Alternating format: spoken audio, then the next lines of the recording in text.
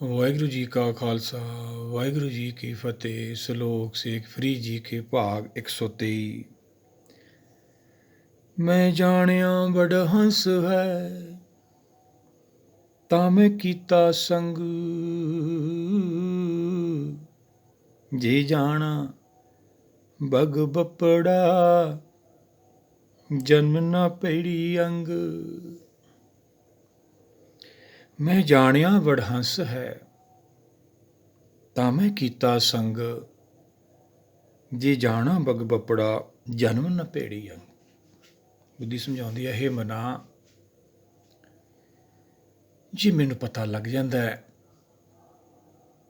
ਤੂੰ ਤਾਂ ਬੰਗਲਾ ਭਗਤ ਹੀ ਹੈ, ਚਿੱਟੇ ਕੱਪੜੇ ਪਾਉਣ ਵਾਲਾ, ਭੇਖਾਂ ਦੇ ਵਿੱਚ ਫਿਰਨ ਵਾਲਾ, ਪਟਾਊ ਸਿਉਂ ਜੋ ਲਾਵੇ ਨੇ ਤਾਂ ਕੋ ਹੱਥ ਨਾ ਆਵੇ। ਕਿ ਹੱਥ ਕੀ ਆਉਣਾ ਸੀ ਭਾਈ? ਫਿਰ ਬੁੱਧੀ ਜਦੋਂ ਗੁਰਸ਼ਬਦ ਦੇ ਗਿਆਨ ਨਾਲ ਸੂਝਵਾਨ ਹੋ ਜਾਂਦੀ ਹੈ, ਜਦੋਂ ਬਾਬਾ ਫਰੀਦ ਜੀ ਨੇ ਸਲਾਮ ਛੱਡਿਆ, ਸਿੱਖੀ ਅਪਣਾਈ, ਫਿਰ ਸਮਝ ਆਈ ਉਹਨਾਂ ਨੂੰ। ਪਹਿਲਾਂ ਉਹਨਾਂ ਨੇ ਵੀ ਭੇਖ ਧਾਰਿਆ ਸੀਗਾ, ਸਾਰੀ ਧਾਰਦੇ ਹਾਂ ਅਸੀਂ। ਭੇਖ ਤੋਂ ਬਾਅਦ ਫਿਰ ਬੇਸ ਬਣਦਾ ਹੈ ਬੁੱਧੀ ਦਾ, ਉਹਦੇ ਦਰ ਤੇ ਉਹ ਪਹੁੰਚਦੇ ਨੇ। ਫਰੀਦਾ ਦਰ ਵੇਸੀ ਗਾਖੜੀ ਪਿੱਛੇ ਆਪਾਂ ਵਿਚਾਰਿਆ। ਗਾਖੜੀ ਕਰਤਾ ਹੈ, ਪਰ ਗੁਰ ਕਿਰਪਾ ਹੁੰਦੀ ਹੈ ਭਾਈ, ਕੁਦਰਤੀ ਕਿਰਪਾ ਹੁੰਦੀ ਹੈ, ਉਹੀ ਤਾਂ ਆਪਾਂ ਲੈਣੀ ਹੈ।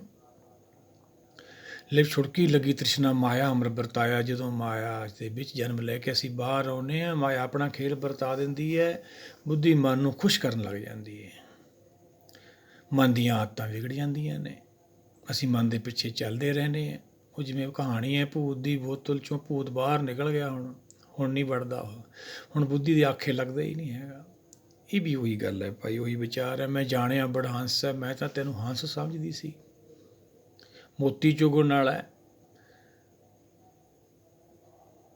ਤਾਂ ਮੈਂ ਕੀਤਾ ਸੰਗ, ਮੈਂ ਤੇਰੇ ਪਿੱਛੇ ਲੱਗੀ ਰਹੀ, ਜੋ ਵੀ ਤੂੰ ਮੰਗਿਆ ਉਹ ਤੈਨੂੰ ਗਿਆਨ ਦਿੱਤਾ, ਪਰ ਹੁਣ ਇਹਦੀਆਂ ਆਦਤਾਂ ਵਿਗੜ ਗਈਆਂ ਮਨ ਦੀਆਂ।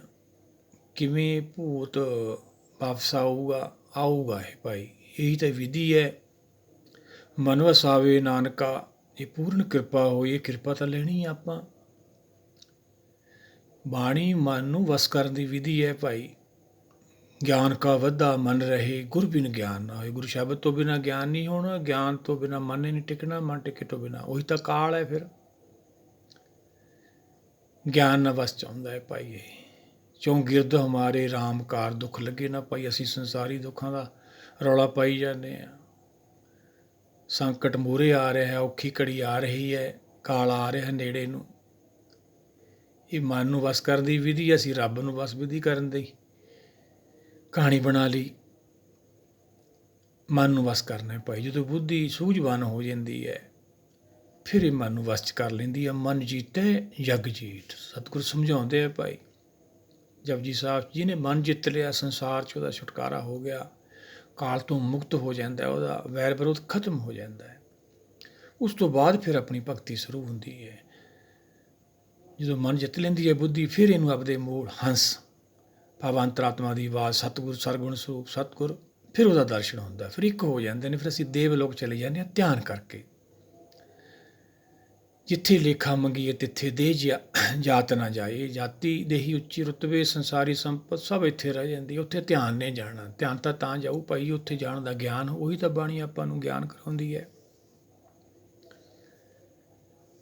ਇਹ ਫਿਰ ਰਾਮਕਾਰ ਹੁੰਦੀ ਹੈ ਸਾਡੇ ਤੇ ਕਿਰਪਾ ਹੁੰਦੀ ਹੈ। ਚੋਂ ਗਿਰਦ ਹਮਾਰੇ ਰਾਮਕਾਰ, ਦੁੱਖ ਲੱਗੇ ਨਾ ਭਾਈ। ਫਿਰ ਦੁੱਖਾਂ ਤੋਂ, ਦੁੱਖ ਸਾਗਰ 'ਚੋਂ ਜੀਵ ਆਤਮਾ ਮਾਇਆ ਪਾਰ ਕਰ ਜਾਂਦੀ ਹੈ। ਪਾਰ ਉਪਾਰ ਪ੍ਰੀਤਮ ਗੁਰ ਸ਼ਬਦ ਲੰਘਾਵੇ। ਗੁਰ ਸ਼ਬਦ ਦਾ ਗਿਆਨ ਸਾਨੂੰ ਮਾਇਆ ਪਾਰ ਕਰਾ ਦਿੰਦਾ ਹੈ। ਮੈਂ ਜਾਣਿਆ ਬੜਾ ਹੰਸ ਹੈ ਤਾਂ ਮੈਂ ਕੀਤਾ ਸੰਗ। ਬੁੱਧੀ ਕਹਿੰਦੀ ਮੈਂ ਤੇਰੇ ਪਿੱਛੇ ਲੱਗੀ ਰਹੀ, ਤੈਨੂੰ ਹੰਸ ਸਮਝਦੀ ਰਹੀ। ਜੇ ਜਾਣਾ ਬਗ ਬੱਪੜਾ ਜਨਮ ਨਾ ਪੈੜੀ ਅੰਗ। ਮੈਂ ਤੇਰੇ ਨਾਲ ਨਾ ਜੁੜਦੀ, ਮਿਲ ਕੇ ਨਾ ਰਹਿੰਦੀ, ਸਮਾਂ ਨਾ ਖਰਾਬ ਕਰਦੀ।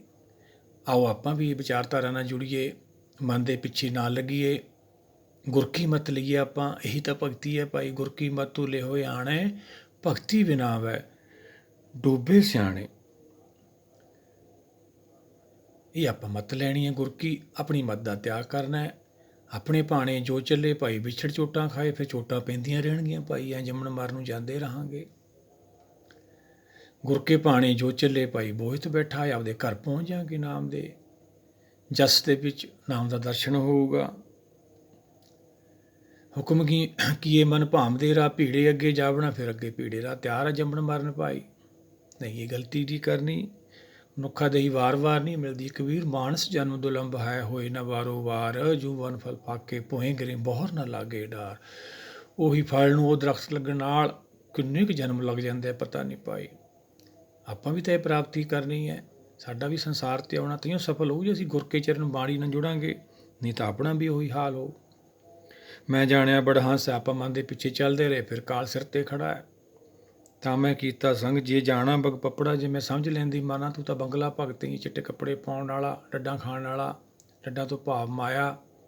ਬੰਗਲੇ ਦੀ ਕਹਾਣੀ ਹੈ ਨਾ, ਕਹਿੰਦੇ ਉਹ ਕਿਨਾਰੇ 'ਤੇ ਬਹਿ ਜਾਂਦਾ ਅੱਖਾਂ ਮੀਚ ਕੇ, ਉਹ ਜਾਨਵਰ ਪਾਣੀ ਟੋਬੇ 'ਚੋਂ ਨਿਕਲਦੇ ਨੇ, ਫਿਰ ਖਾ ਜਾਂਦਾ ਉਹਨਾਂ ਨੂੰ। ਇਵੇਂ ਫਿਰ ਮਨ ਸ਼ੈਤਾਨ ਬਣ ਜਾਂਦਾ ਹੈ, ਧਰਮ ਦੇ ਵਿੱਚ ਵੀ ਆ ਕੇ ਠੱਗੀਆਂ ਲਾਉਂਦਾ। ਫਿਰ ਕੀ ਹੈ, ਭੁਗਤਣਾ ਤਾਂ ਇਹਨੂੰ ਹੀ ਪੈਂਦਾ ਹੈ ਭਾਈ। ਜਨਮ ਨਾ ਭੇੜੀ ਅੰਗ, ਮੈਂ ਤੈਨੂੰ ਸੂੰਦੀ ਨਾ, ਤੇਰੇ ਪਿੱਛੇ ਲੱਗਦੀ ਨਾ। ਆਪਾਂ ਵੀ ਨਹੀਂ ਇਹ ਗਲਤੀ ਕਰਨੀ, ਆਪਾਂ ਗੁਰ ਕੀ ਚਰਨ ਬਾਣੀ ਨਾਲ ਜੁੜਨਾ ਹੈ, ਇਹ ਵਿਚਾਰਧਾਰਾ ਨਾਲ ਫਿਰ ਆਪਣਾ ਛੁਟਕਾਰਾ ਆਉਣਾ ਹੈ। ਦੁੱਖ ਪਰ ਹਰ ਸੁੱਖ ਕਰ ਲੈ ਜੇ, ਬਾਣੀ ਜਪਜੀ ਸਾਹਿਬ ਸਮਝਾਉਂਦੇ ਆ। ਸਤਿਗੁਰ ਸਾਨੂੰ ਦੁੱਖ ਸਾਗਰ 'ਚੋਂ ਕੱਢ ਕੇ ਸੁੱਖ ਸਾਗਰ 'ਚ ਲੈ ਜਾਂਦੀ ਹੈ। ਸੁੱਖ ਸਾਗਰ ਦਾ ਵਾਸੀ ਹੈ ਇਹ, ਦੁੱਖ ਸਾਗਰ 'ਚ ਆ ਗਿਆ। ਹੁਣ ਇੱਥੇ ਸੁੱਖ ਭਾਲੀ ਜਾਂਦਾ, ਇੱਥੇ ਨਹੀਂ ਭਾਈ, ਮ੍ਰਿਤ ਲੋਕ ਛੱਡਣਾ ਪੈਣਾ ਆਪਾਂ ਨੂੰ। ਆਓ ਸਾਰੇ ਮਿਲ ਕੇ ਆਪਾਂ ਵੀ ਇਹ ਪ੍ਰਾਪਤੀ ਕਰੀਏ, ਸਮਝੀਏ ਬਾਣੀ ਨੂੰ, ਵਿਚਾਰੀਏ, ਸਾਡਾ ਸੰਸਾਰ 'ਤੇ ਆਉਣਾ ਸਫਲ ਹੋਵੇ। ਵਾਹਿਗੁਰੂ ਜੀ ਕਾ ਖਾਲਸਾ, ਵਾਹਿਗੁਰੂ ਜੀ ਕੀ ਫਤਿਹ।